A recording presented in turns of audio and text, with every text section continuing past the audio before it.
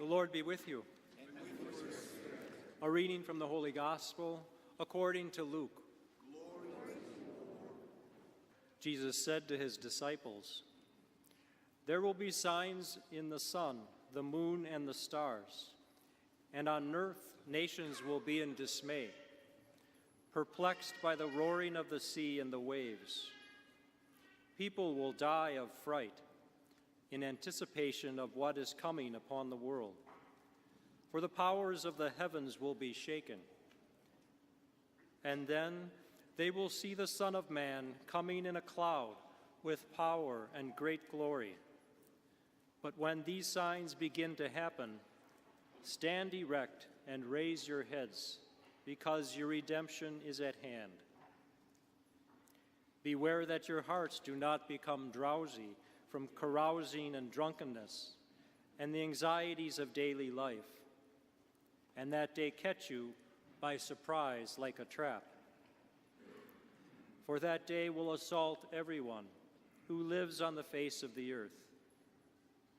Be vigilant at all times and pray that you have the strength to escape the tribulations that are imminent and to stand before the Son of Man." The Gospel of the Lord. Praise to you, Lord Jesus Christ. My dear brothers and sisters, a very, very blessed first Sunday of Advent to you all. We hear in the Holy Gospel and in the readings about the return of the King.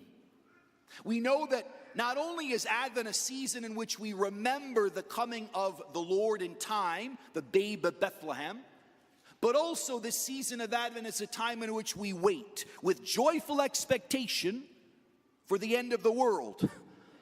Seems kind of contradictory. We wait in joyful expectation for the end of the world.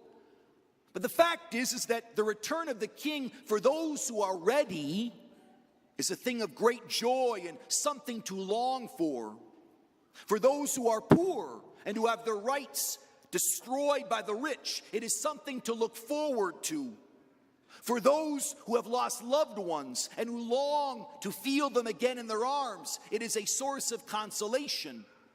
For those who are aware that they are unable to conquer the demons within without the help of God, it is a consolation. The return of the King answers the deepest longings within us for salvation, for salvation. But do we need it? Do we need salvation? Frankly, my life's pretty good.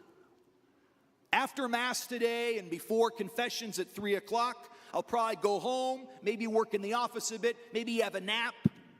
Tonight I'll spend some time with friends, maybe have a Jameson, maybe, we'll see.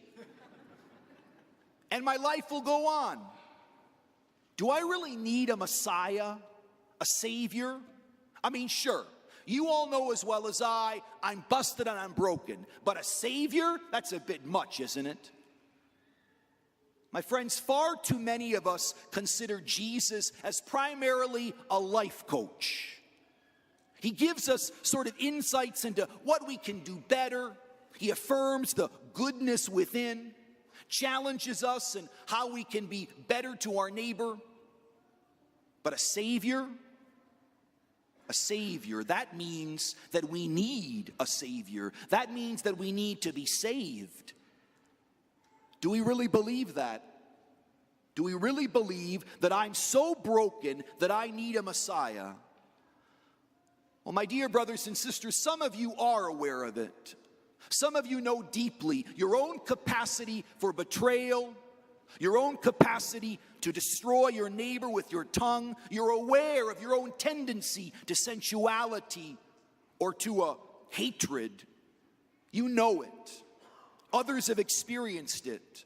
Perhaps even you have gotten to the bottom. You have gone to the bottom. And your faults and failures are publicly known to all.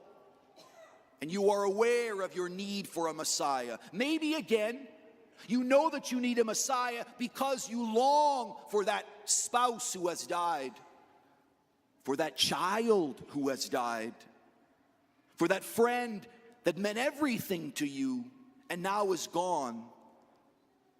You know that you need a Messiah because you can't bring them back on your own. Maybe your loved one is serving around the world in the armed forces. And despite all of our prayers and all of our best efforts, war continually plagues our planet. You know, as you read the paper every day and wait with dread for a terrible phone call, you know that you need a Messiah. But my friends, for the rest of us, for Father Erickson, who's never really suffered in his life, for us, middle class, got it pretty good, all things considered, I fear that we don't really know that Jesus is not a life coach. He's the Messiah. And that demands that we acknowledge we need him. And so, my friends, my prayer for Advent, this holy season of waiting, is a challenging one. And believe me, I do not pray this without a small amount of trepidation. Let me rephrase that. I pray it with a lot of trepidation. I pray that Advent might be hard. I pray that this season might open our eyes to how much we need a Messiah. That our faults and failures, our capacity for mediocrity, and the compromises that we have made in our life might be laid bare. That we might be reminded by others that we're not quite everything that we thought we were. I pray that indeed, if it can draw us closer to Jesus, if it can draw us closer to the Lord, that we might experience the cross. It's a challenging prayer. But my friends, if we realize that sometimes we need to be brought to our knees in order to recognize who this infant king is, then it is worth it.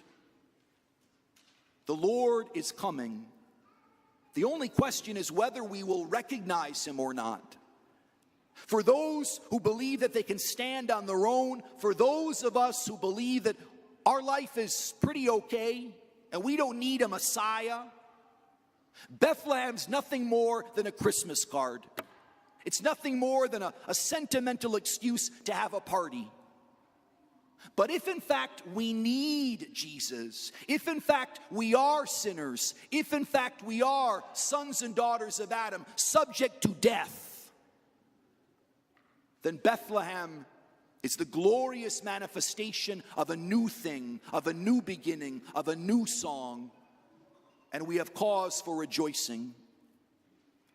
May this Advent season bring us to our knees, so that we might be brought low to see the infant King, so that we might recognize our need for Calvary, so that we might be open to God's glory and God's mercy. Only those who are sinners are open to his mercy, and only those who know that they are sinners are able to give the mercy that God has given to them.